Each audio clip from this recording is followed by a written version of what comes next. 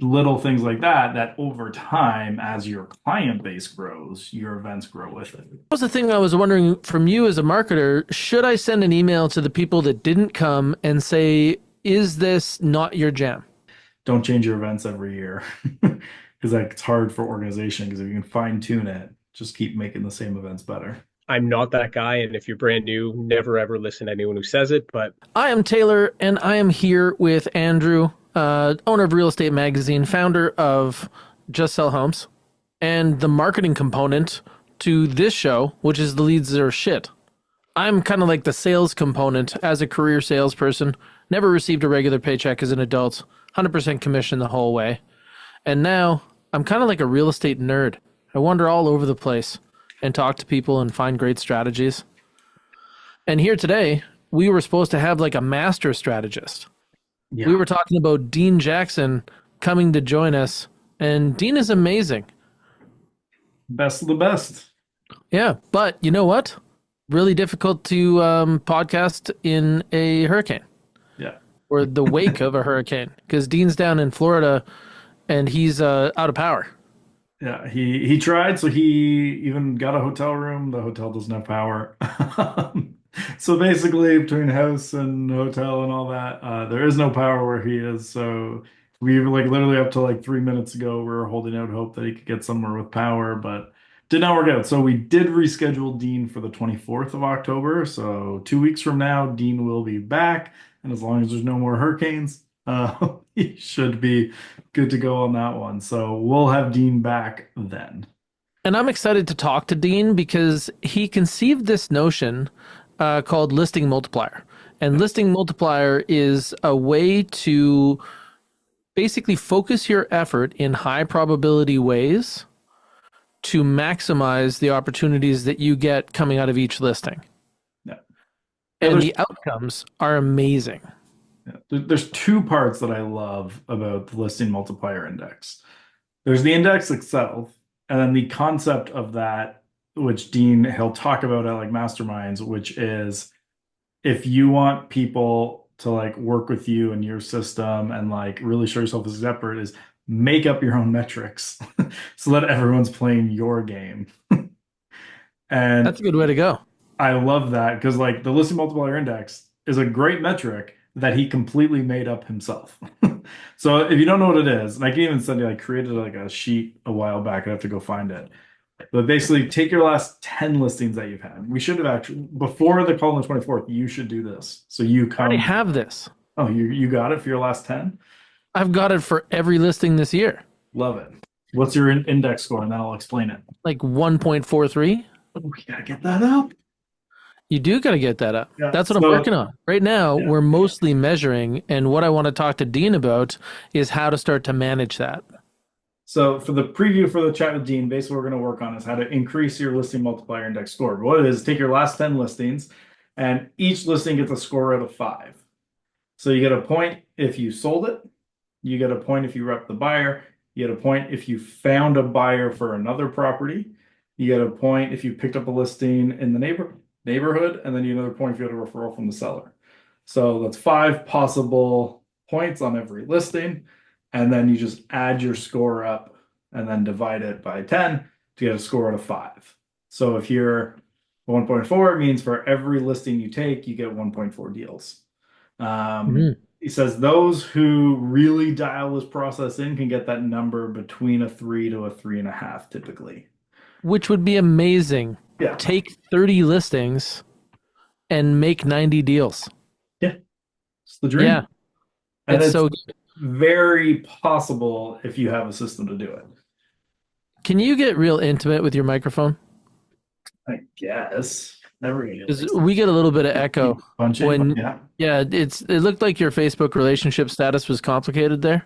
You guys I'm weren't back. sitting together. Whoa. My wife doesn't appreciate that. Never been. It's complicated. Excellent. Peanut gallery included here. Yeah. That's She's fantastic. sitting, I don't even know if she has it pulled up listening today, but she gets the live version. The live Sometimes she goes version. into a different room and listens. All Um, right. Well, all sorry right. for that, Amanda. Apology accepted. Yeah. So, but today You want to talk about what we had planned as our pivot? Yeah, so we are talking about client events Yeah.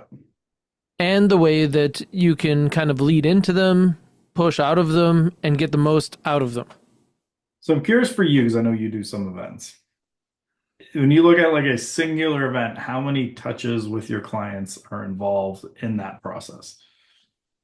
Probably not as much as we should, but basically, this. So I just finished a client event last week. Yeah. This one was an event where we didn't rent the whole venue. We just paid entry fees to a public venue, and it was a corn maze. Yeah.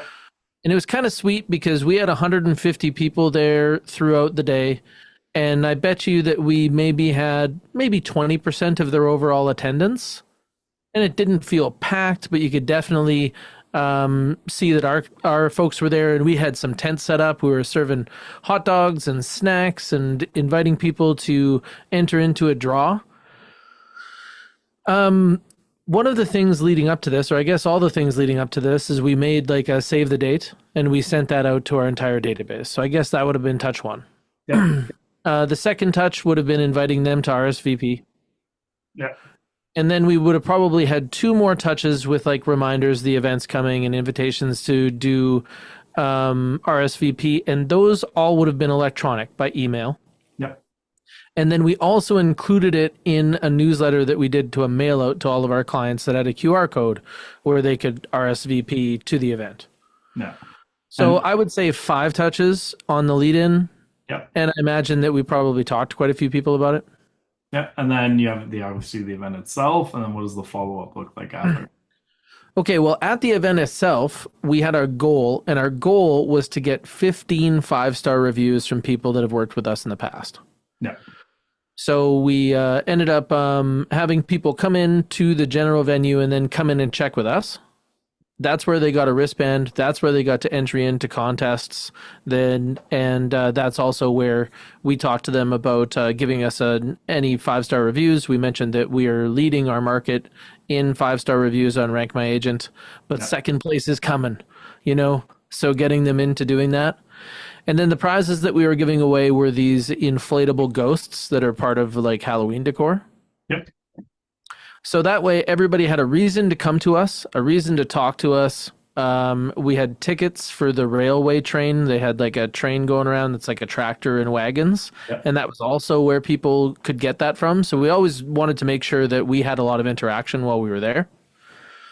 And then coming out of the event, we've now drawn for the prizes. So we'll be notifying the prizes, and we'll also be putting those announcements in our private client Facebook community. Yep. How many do you have in that community, just out of curiosity? This is somewhere where I could definitely use your help because I've got over 100 people in there, and I do almost nothing in there. Pretty Like everybody's in there. I imagine they're waiting for something, but let's save that for I don't know that they're episode. waiting for something they've just forgotten about. Just so you know, Andrew and I are eventually going to go through like my entire business like a house, and he's going to look in my closets, and it's going to feel awful. And that's one of the things that I can tell you, that I have one. There's people It there. does exist. Yeah, but it is it's So it's like like the my old, Facebook. well, I say though, like I've seen you make some really good attempts on that, but I don't want to get derailed here. Yeah. So pulling back into it, we're going to drop that in our client group. We're going to send out an email to everybody that attended and thank them. We're also going to contact the winners, and then they can get their prizes. So that'll be like kind of our full touch point system. Okay. So yeah, I like the idea of grabbing the reviews there. I might add in, if you could, video testimonials on the spot. Yep. Right? I've done that before. Yep. And that's something that I definitely would suggest people do. I would agree with you there. The other one that I would look to add to it is bring a photographer for family photos. Because that would I've done mini sessions before too on client events. They're a big hit. And if you can, like, that's something that I think that I would like to include in the future. It's difficult to organize. Yeah. because a lot of people that do shoots like that, like the prices that they want and things like that, can be inhibitive. But it could also be something where we get a group deal and then kind of pass that group deal on to people to pay for. But these are the things that I think a lot of people have challenges with when Yeah. it comes to putting on client events. Well, I think you gotta start small too, right? Like if I like the type of events I'd recommend that you do at like the volume that you do is completely different than what I would say someone who does like 5, 10, 15 deals a year, right? Like if you're doing 10, 15, 20 deals a year, just invite 6 people out for dinner and have dinner Mhm. with them. Like you don't have to go and do a huge event. It's like, for example, like where I am in Newmarket, like where we did that mastermind, that's a brand new spot in town that not a lot of people have been to yet. So maybe it's I rented the private dining room, Mm. come up and try this place out with me, right? Like use little things like that, that over time, as your client base grows, your events grow with it. Yeah, and a lot of people they find these things kind of inhibitive. Like I do a private room at like a Joey's. I'm not Yep. sure if you have those out there, I was but in Gloucester, but I know it. yeah, the reasonable restaurant, and I just order appetizers for the Yeah. table, and people can order drinks and stuff. And I do this with our trusted experts, like a lot of the industry sphere we have around us, like home inspectors and lawyers and stuff like that. And with I think we put like 10 or 12 people there. I come out of there with like a $300 bill. That's Yeah. not too bad, Yeah. right? I saw so like actually one thing that you mentioned I really like with events that can also help offset the cost is when you're doing it as you're not renting it out privately.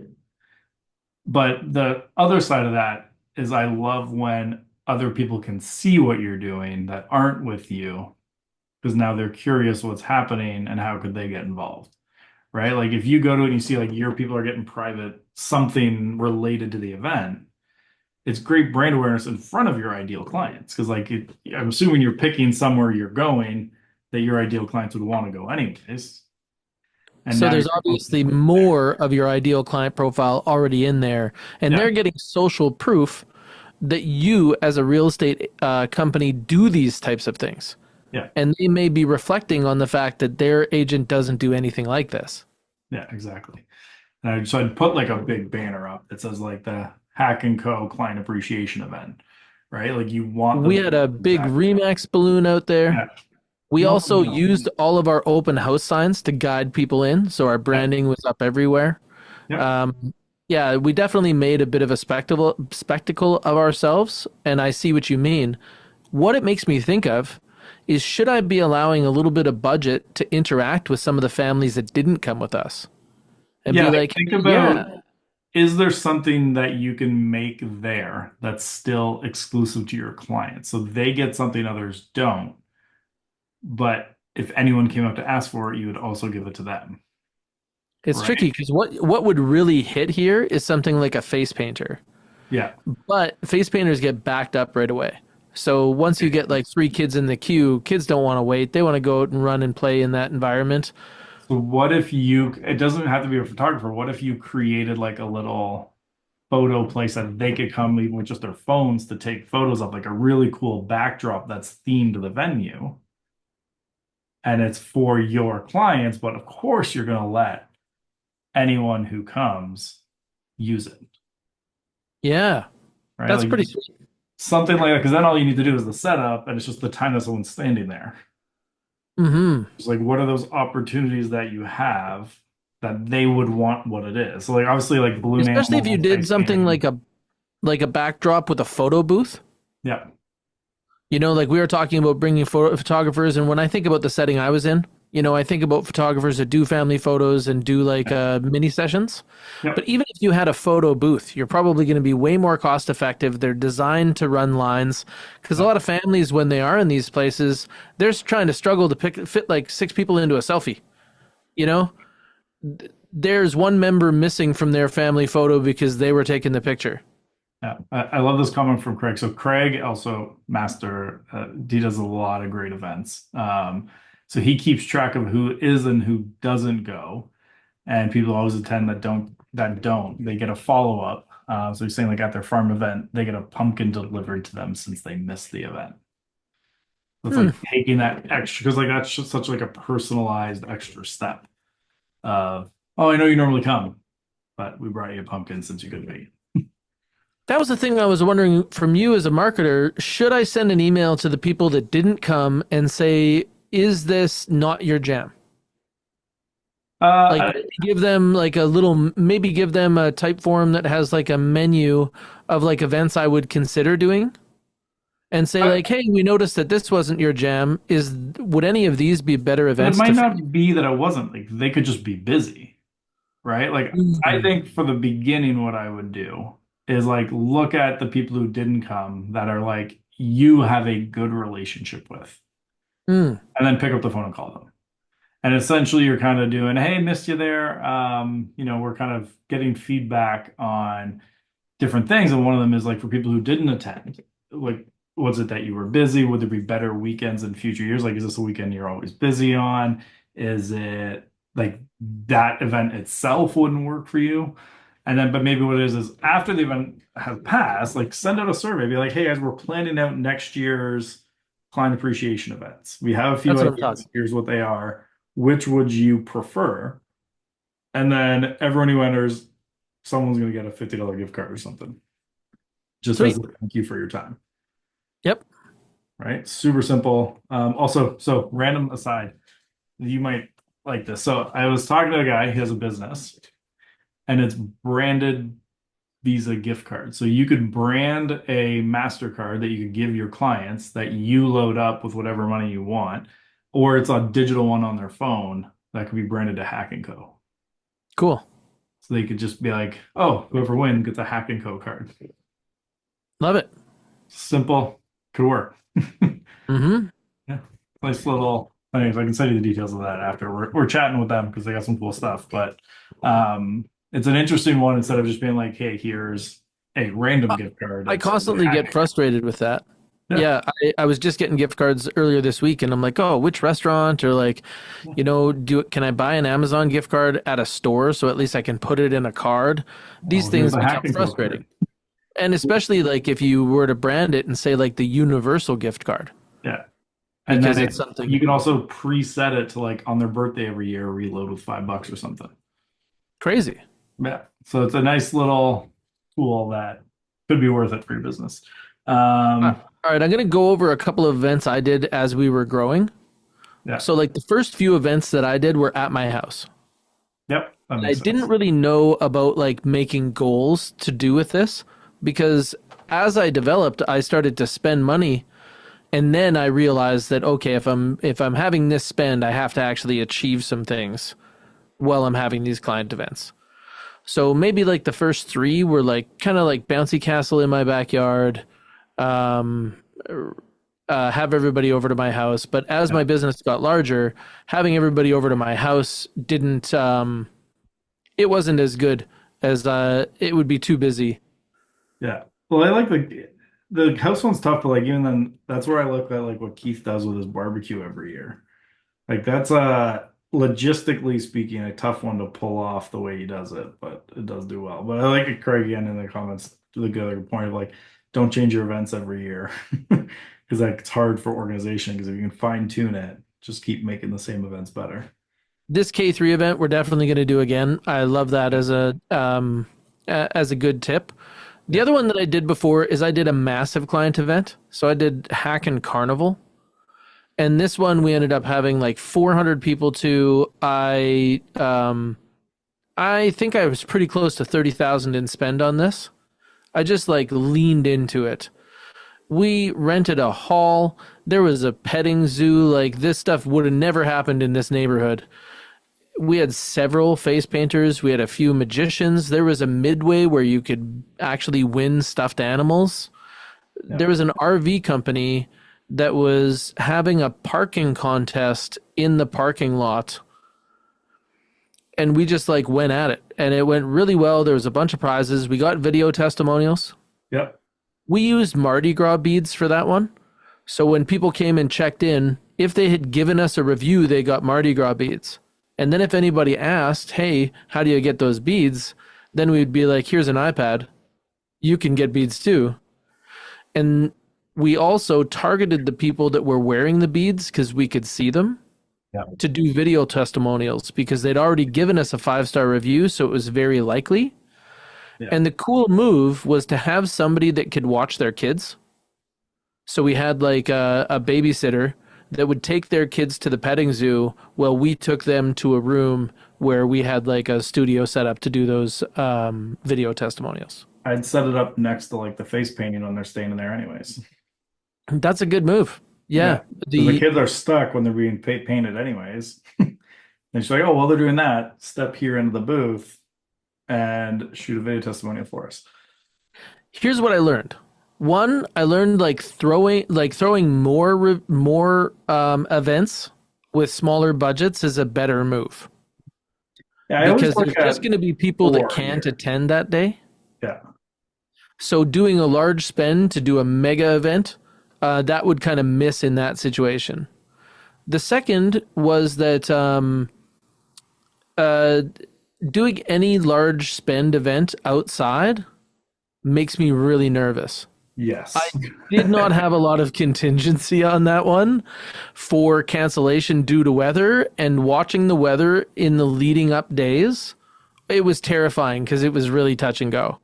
Yeah, there was an event idea I had that I got from another actually a media company that's in the States, and they do an annual conference, but they do it like an outdoor music festival. So there's like different stages outside. So like you can pick the speaker because there's different stages, and you can go like walk around, but to like into the venue, you walk through the trade show. And then the bathrooms are back on the other side. So every time you go to the bathroom, you go back through the trade show. And when you're coming in, you go through the trade show. And then you can pick the stage that you want to do it at. And then like they have signage up so you can't like sneak in, but it's like branded. And it's like a really, and I love that idea because it's different. It's a little unique. It's kind of a cool difference, but they were in California. Little easier to pull off there and a little less rain on average. Like here, I'd be really worried launching a purely outdoor event like that. But like when we're kind of consulting with clients on their events, I normally try to look at like doing like 4 a year, but in that there's only like one big one. But then, like, so like the first one that like we normally say like either you do Q1 or Q3 as your big event typically. But like we know just to make it simple, we'd say like Q1 you make your bigger event. And that might be like I like renting at movie theaters and like the cost of your ticket is something to donate to the food bank. So there's like a charitable element to the event itself. Then Q2, that's like the spring. That's where you get like a photographer in a park. You basically just say, come through and get updated photos. We basically paid the photographer for the day. And then it's more into it because like you're there, or someone on the team's there, and they're talking to them as they're coming. And as the people are waiting for their turn, you can chat with them and get to know them, learn about where they are, and really dive into like what's happening in their lives. And then Q3, I like to do more of an adults one. So this would be like actually one of my favorite ones I ever saw was somebody who hosted a Simpsons trivia night. As they really knew who their ideal clients were. They would host a Simpsons trivia night and just like get people up in like teams of 4, and they'd have like 50 people out, have a couple drinks together. All they did was provide the apps, but everyone was like buying their own drinks, and it was like a wild good time for them. And then the Q4, I go back to the photo idea typically, but make it themed to like the holidays. But I think there's a lot of ways to go about that. And Craig's saying they do 2 movie in the park ideas. I like the movie in the park one too. Like essentially like in my town they do like the town hosts them. Like maybe it's a way to like piggyback off the ones the town's already doing. And you Actually, I like doing events where it's a public event, but you have an exclusive element. Yeah. So in our city, there's something called Candy Cane Lane, which is where they do mega Christmas lights. Yeah. Like we, as agents, have to warn people if they're thinking about buying a property in there. Like there's literally disclosures and title registration. And and along Candy Cane Lane, they also have horses. So they have horse-drawn sleighs that go, which is such a great experience for kids So we actually used to go direct to the sleigh company, and then we would get our own exclusive runtime. Yeah. And it was just awesome because you grab the highest value clients or the people that are closest, those raving fans, and you make this type of experience for them, and it's epic. It gets past all of the lines and crap that go along with doing it on the public system. They really love it. Yeah, anytime you can add something like at the public events, that exclusivity, but I like back to what we were saying earlier, is I love the doing a client event at a bigger public event because I Hmm. want others to see it. Like I want Hmm. that extra exposure where you're not selling them at all. You're essentially just giving everyone FOMO that they're not part of the Hack and Co family. Right? Like you want that. Like there's actually a brilliant one. So it's a woman out of Charlotte, North Carolina. So they do first-time homebuyer seminars as their events, which are very different than a client appreciation event. But like they had this fine tune, and she like walked me through over the years all the changes they made. And it was by the end of it, an incredibly well thought out first-time homebuyer seminar. So like every seminar you think of, if you're doing first time buyer, it's like you get a bunch of people in a room, whether it's around tables or sitting there, you present to them, you might have some guest speakers, take questions, done. They got rid of all of that. So the way that they host it, these events, is they pick like a brewery, and it has to be a brewery where the event area is part of the bigger main area. It's not like a tucked away corner somewhere else. It has to be visible. So they can put signs up that are like first time buyer home seminar, check in here. And there's no presentation. So they have standing tables set up and a team member at each table. And then as someone comes in, they register with someone at the desk, and then they get up and walk them to one of the tables and introduce them to the agent. And then they just have a conversation about it personally. Hmm. And like that person's like the crowd control of like, okay, I'm going to bring them to this person. Okay, everyone has two people except this person. I'm going to bring them to there. And it's just that flow. And then like someone comes around with like a beer for them, different things like that. But that really like high touch. We're going to lead you to the person, make that introduction for you, make you feel comfortable, and then get into talking about buying your first home and what you need to know because then it's very personalized to them. But even that little piece of shit, once we started doing it in a couple of breweries where the rest of the venue could see us doing it, every single time, at least a couple people would come up to ask about being invited to the next one. Hmm. It's like, how can you facilitate more of that? Basically, it's like getting clients, getting help, while also a little bit of marketing thrown in for you too. And then social it a lot. That's awesome.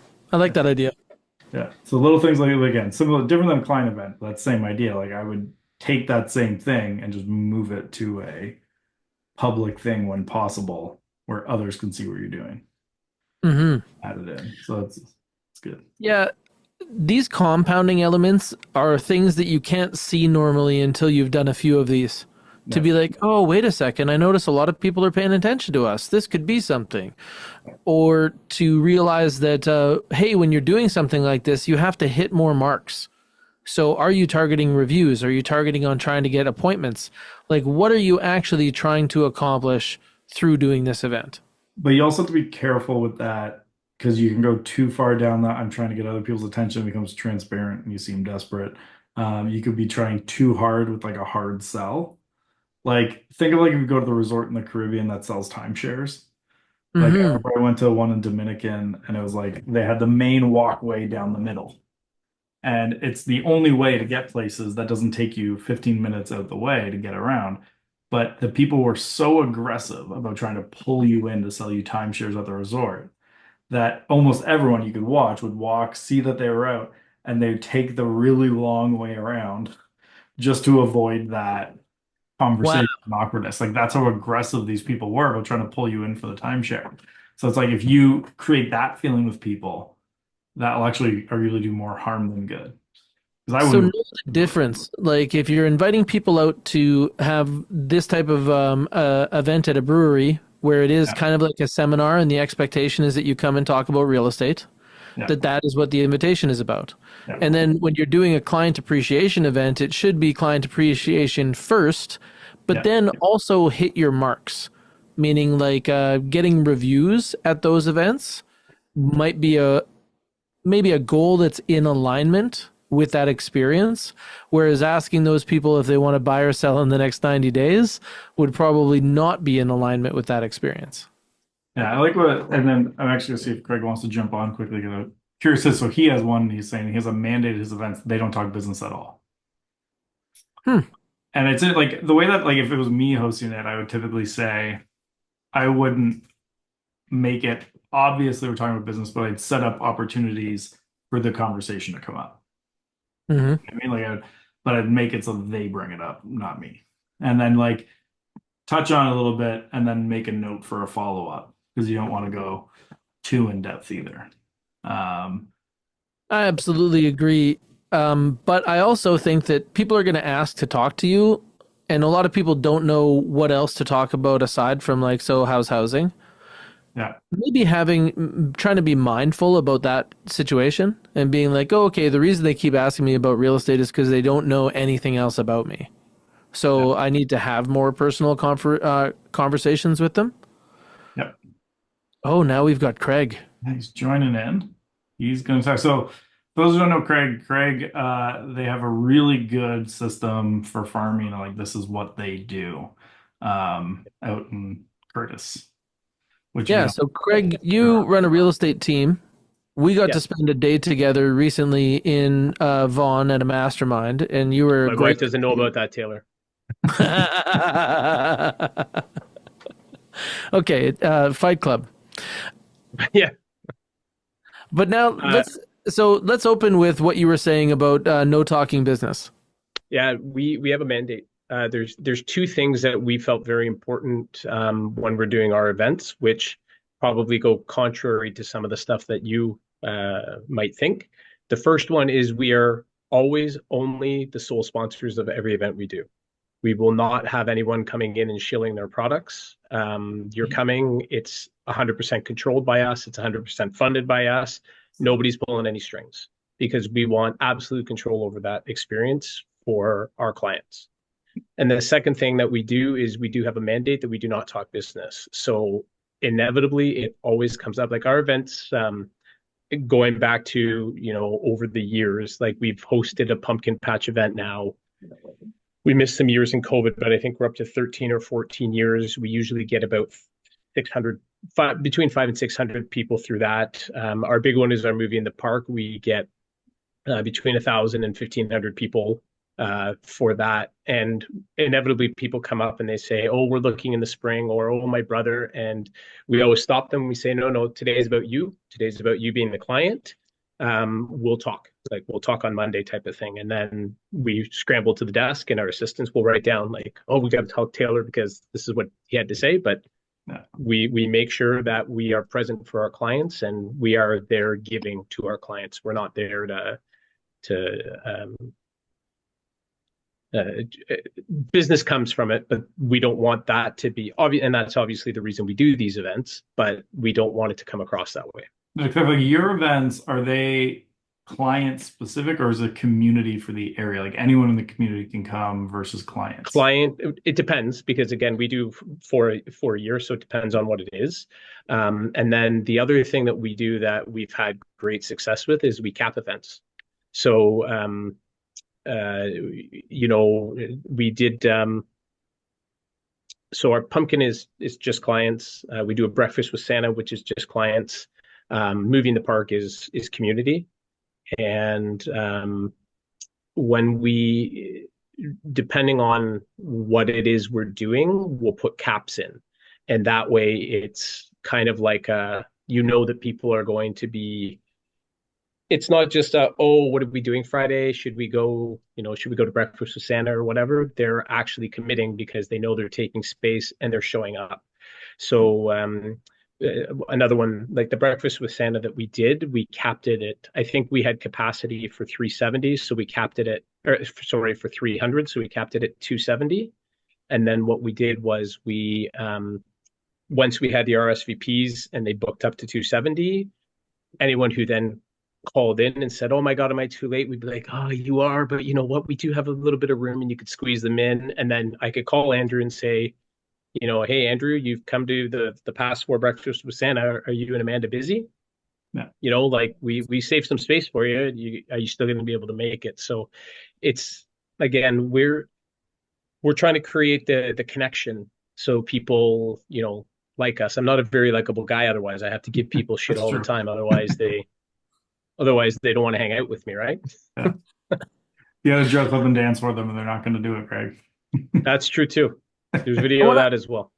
I want to unpack that. So the thing about not talking business, the way that you've managed it, that's really key. So if you are able to limit those business conversations, you get to have more conversations with your clients because those ones will take up, like most good sales calls take up 20 some minutes or something like that, right? Yeah. And then also you're closing the follow-up call. So you're saying, you know what, today is about this event, but we're going to talk to you next week. And then you're keeping that commitment. That's a really great way to do it. And it also feeds into your regular activities when you should be calling to talk about business. The other thing that kind of dovetails into, and we spoke about this when we spent the day in Newmarket, but the other mandate that our team has is we don't call people unless we're offering something. So it's really our open rates are above 50%, and our like phone calls, everybody answers Cindy's call because the reason she's calling is she's calling to say, "Hey Taylor, why don't you and the kids come out to movie in the park?" Or, do you need home show tickets? Or the pumpkin patch events coming up. And because we've staggered them throughout the year, I mean, you're not able to, at least our database is too big. You can't manage to call them much more than 3 times or 4 times a year. Yeah. So every time we're calling for a reason. And that's people don't get the high pressure from us, but we're still always there. We're still state of mind, and we're not shy in asking when the time is right. Just those aren't the times when they're to us Let's when they're right. go back a little because I'm curious with you because like you guys obviously have a very established business now for a while. Like, Yep. how are the events at the beginning? Both like how would you like let's say you were talking to an agent who's doing 20, 30 deals. How would you recommend them do events? And then I'm also curious, like the rule, like no business. Is that just something you did, or is that based off something that happened? Like I always love hearing the story behind rules. Like there was a hotel that to welcome guests, they'd like go on your Instagram and pull a photo and frame it to make you feel more at home. But then they had to add in the rule that no one but that the guest is allowed in that photo they frame. And it's because they like one time I guess framed a photo of someone and his wife, and he brought someone other than his wife to the hotel room and caused an issue. Yeah.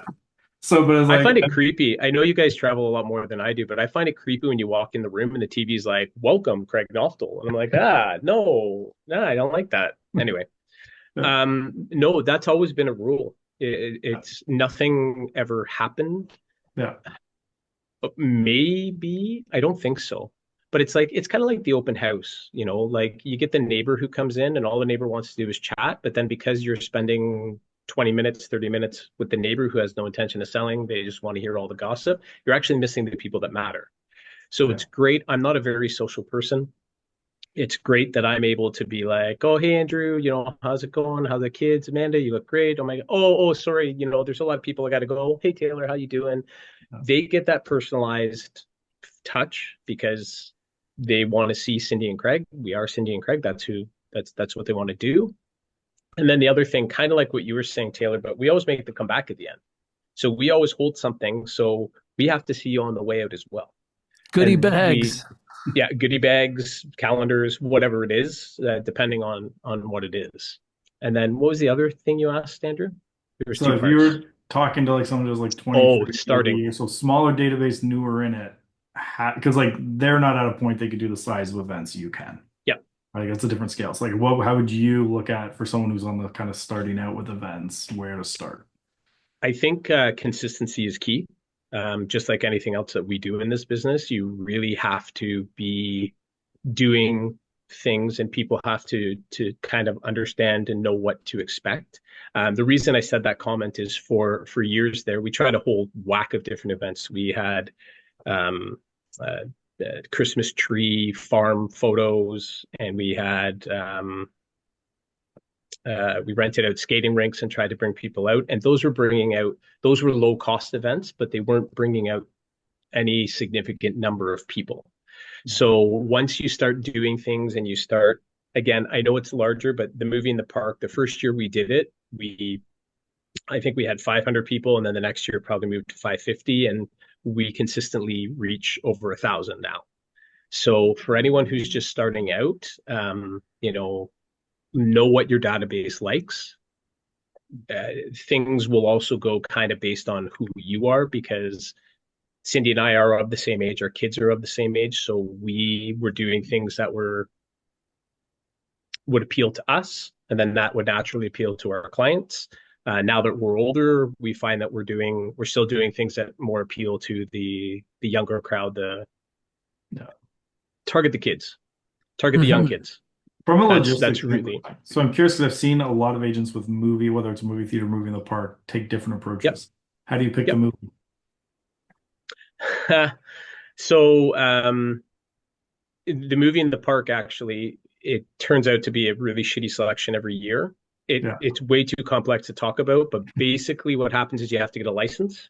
And then by the time the Disney restrictions, because Disney has really weird restrictions on their movies, so by the time you get past the Disney memorandums and so on, you usually only have like 2 or 3 or 4 actual movies that you can pick. So we did Trolls this year, and I think our options were Trolls or Lyle Crocodile. And that was basically kind of the only 2 that really fit what we wanted. So again, we do gear to the younger crowd. We do gear to kids.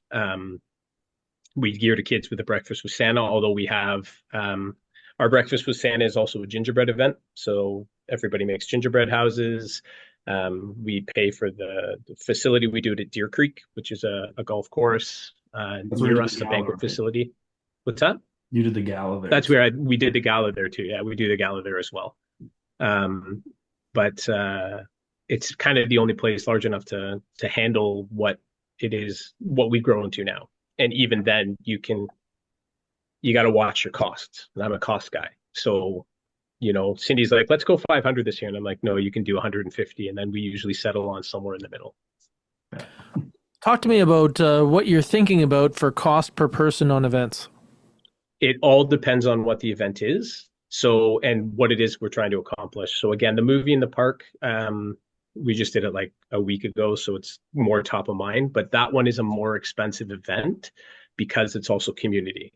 And there isn't really a way to control who's coming in. We do have an RSVP list. People do come in, but that one probably runs us around $12,000. When it comes to our client events, you're usually talking somewhere around $5 to $15 a head, depending on what it is. We used to rent out movie theaters. We did movie in the park, but our spring event, we used to rent out the theaters, and you used to be able to get them for pretty good prices on Saturday mornings and things like that. They don't do that anymore. It's basically full price now. So when you're renting out 3 of the stadium, we've got 500 people coming, that gets pretty expensive pretty quick. So we do try to keep things within a reasonable budget. But again, and I'm not that guy, and if you're brand new, never ever listen to anyone who says it, but when you get several deals out of it, it'll pay for itself. That's not the reason we do it, and you can't bank on it. I put out my flyers because I'm going to get a deal. Never look at it that way, but the goodwill that it's generated, the number one thing that we are probably known for in our farm right now is movie in the park. Yeah. And that is the event that's actually we've done the least of. It's only been 8 or 9 times we've done it.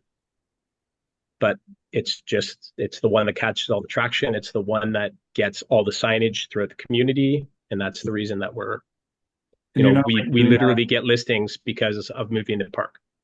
And you're not doing that like in partnership with the town or anything like that. You just get the permit from them, I assume, and that's it. Yep. We get the permit. We have jumping castles. We do popcorn. We do snow cones. We have an army of volunteers, 50 volunteers that, make sure everything goes smoothly. We do a little raffle, and yeah, it's a fun night. It's pretty good. Not for me. It's a fun night for everyone who comes. It's probably a little busy for you. Yeah. Yeah.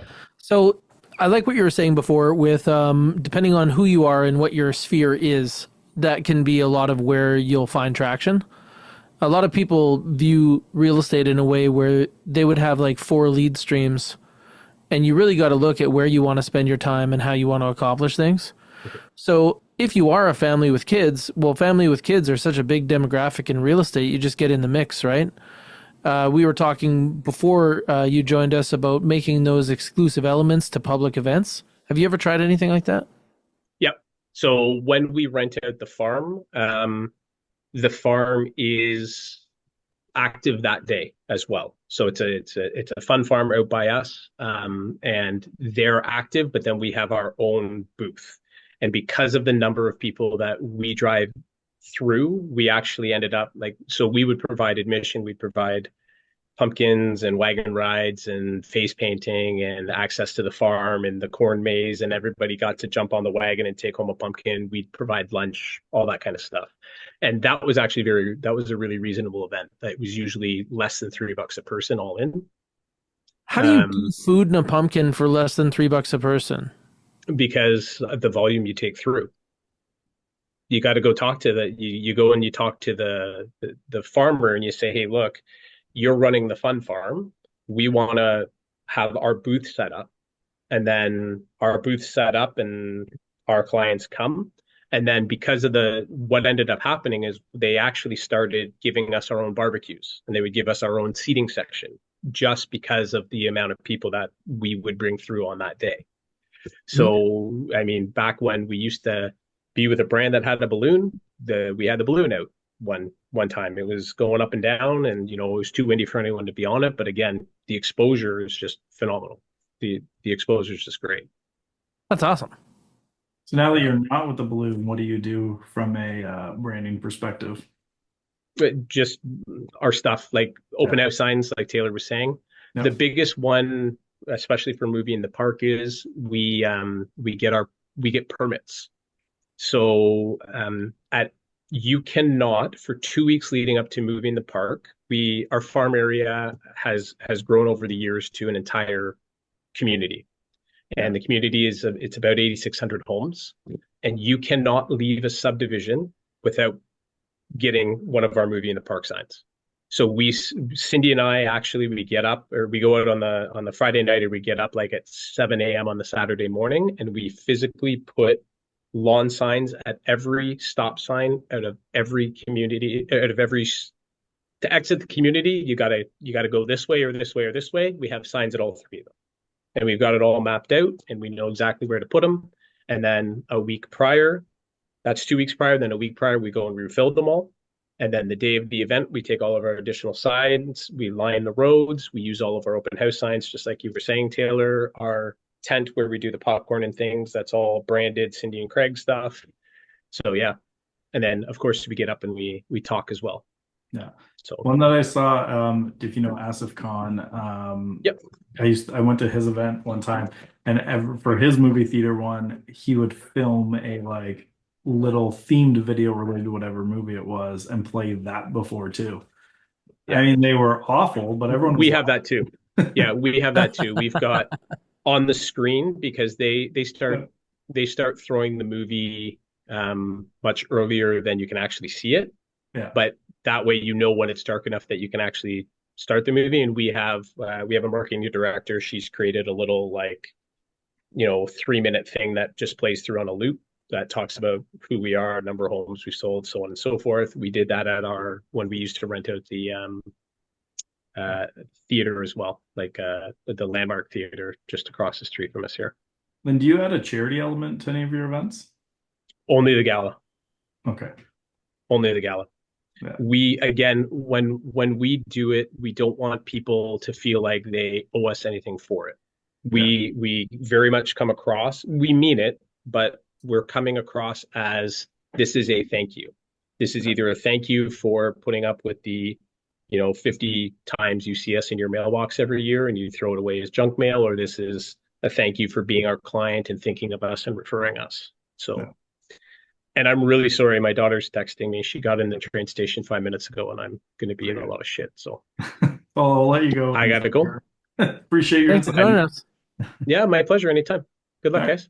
We'll chat soon. All right, talk soon. Great.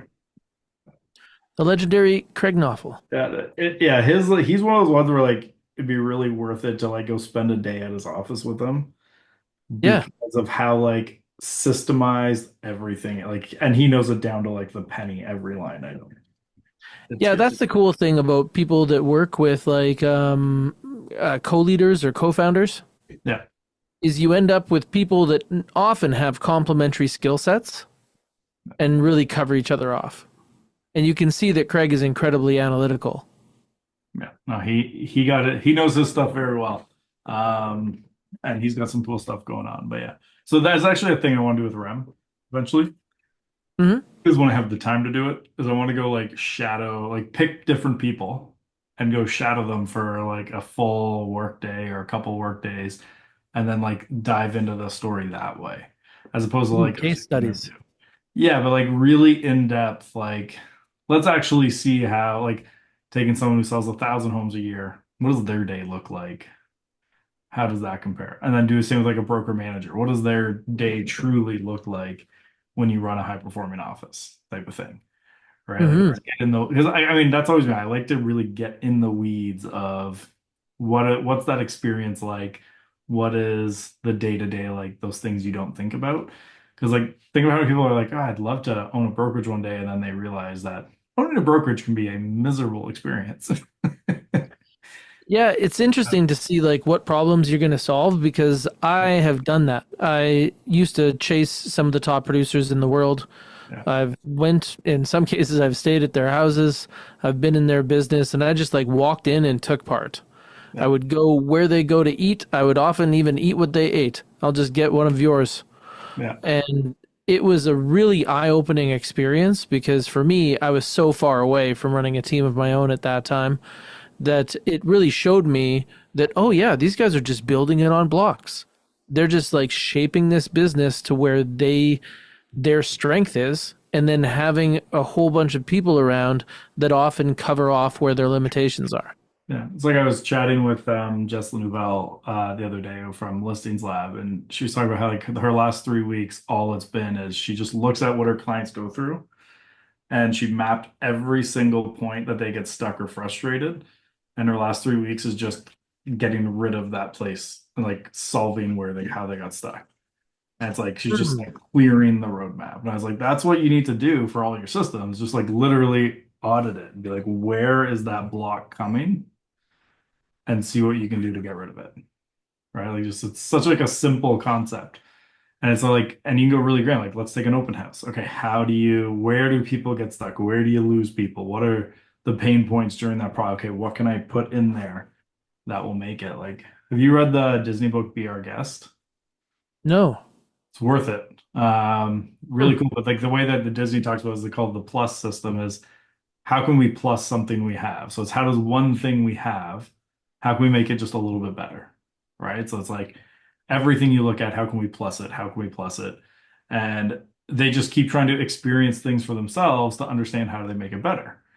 Like one of the examples I love in the book is they took the executives and they made them walk down the street of Disney on their knees to experience it from the view of a child. Hmm. And what they learned doing that is the knee walls for the stores were so high the kids can't see properly into the stores. So they lowered the Hmm. glass to the floor and increased sales like 20% in their stores because now kids are seeing things being like, I want that. Cool. Now the parents are like, all right, we can go get it. Like those little things make it like think about it, like that little difference of just lowering the glass 20% increase. So you're like, okay, how can we do things like that? Because a lot of people, if like something doesn't work right away, they immediately just say, okay, this doesn't work. When it could be maybe there's just a jam at one point that you need to clear. If you clear Hmm. that one thing, it's all going to flow smoothly. So it's I like, just hit it to the downloads. pardon? Be our guest. Yeah, do it. It's worth it. It's great. That's a good one. And Yeah, I see what you mean because, like, what people hire us for is to overcome the challenges that they have. yeah. So, mapping out those challenges, but is there anything that you see in real estate that would be an example of that plus? Yeah, so like we had a client, as an easy example, is they were running a campaign that it was like a 10 question survey for someone to opt in. So it was like you answer 20 questions, leave your name, email, and phone number, and then submit it. And we were driving a ton of traffic to it, but almost nobody was filling it out.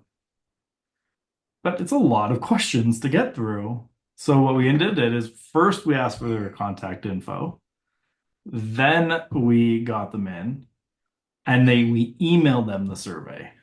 So they did still get redirected to it, but then we also emailed it. Then the follow-up became like the ISA or the agents would call to walk them through filling out the survey. Hmm. So they could still get it all, but they didn't have to do it on their own because it could just be like they got busy, something happened, and it got in the way. But when they get that call and the follow-up and the reminder to do it, now it started flowing a lot smoother. So it's just that really simple process. We just have to collect their information instead of here, back here. And when we get it here, we handle them through it. So it's like, where are those opportunities to like slightly change where those frustrations are happening or where the problem is and stuff? Because normally what you might say is, hey, look, we have this campaign. It's a dud. Nobody cares about it. No, we just have to slightly tweak it to get the results we need. Hmm. And so it's how can you fix that? It's like open houses, right? Like I remember like when we talk about like the listing update system where it's like if someone's coming to your open house, have them sign up for updates on the property. If you like the little tweak there is you before you ask for their contact information, ask them if they want updates.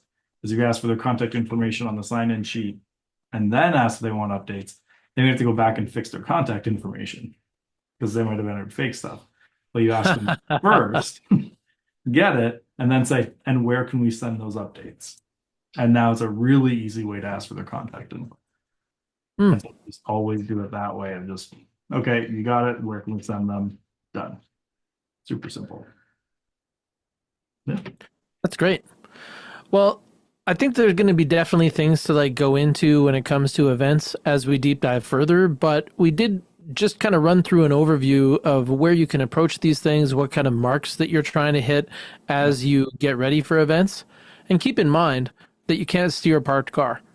What you have to do is get the car in motion, and then you'll be able to turn the wheel, and it will also turn the tires and change the direction of the car. But there's so many people that get stuck before they start.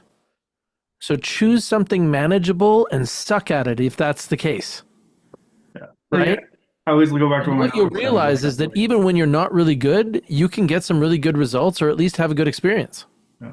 Go back to when I noticed that where you always just say like sometimes go the wrong decision's better than no decision. And he'd liken it to like if you get to get over there and you drive this way instead of that way, you're still much closer over here, even though you went in the wrong direction than the person who did nothing and is way back here. So he's like, just course correct instead of never going anywhere. I just saw the question, what do you refer to as updates? So listing update system that we created is literally just a simple process of to collect people's information at open houses online ads instead of saying like we're just going to hide the price from you until you opt in. It's opt in and we'll send you updates on the property. So that could be price changes, sold price when it sells. Some clients will do it, some won't. They'll send like if there's an offer. Strategically, there's reasons to do that and not to do that. And then basically any updates, like we start that in the coming soon period. And like the coming soon might be, hey, the photographer's here. Like you even like take a selfie with the photographer behind you. Be like, photographer's here getting photos. If you want to be one of the first ones to get them, click below for updates. We'll send you that, including the list price when we go to the market. But it's basically just saying register for updates because then you get neighbors too who just like, yeah, no, I want to stay up to date on this property. Hmm. Cool. That's a good pickup, man. And that's a great nugget to close on. Agreed. So next week, I don't think we have a guest. It's you and I again. So you guys are stuck with us. So we got that. And then the week after, we have Dean Jackson. I believe the week after that, we got Kelly Scar. I'm not there that week because I'm flying to Nanaimo. So if anyone here is in Nanaimo for the Vancouver Island Real Estate Board event, I'll be one of the speakers for that event. So I'll see you guys there. Otherwise, nice seeing you again, man. Always good. And until fun. next time, put your marketing and sales in line, and then you won't be stuck saying the leads are shit. Perfect place to end. See you, man. Yep.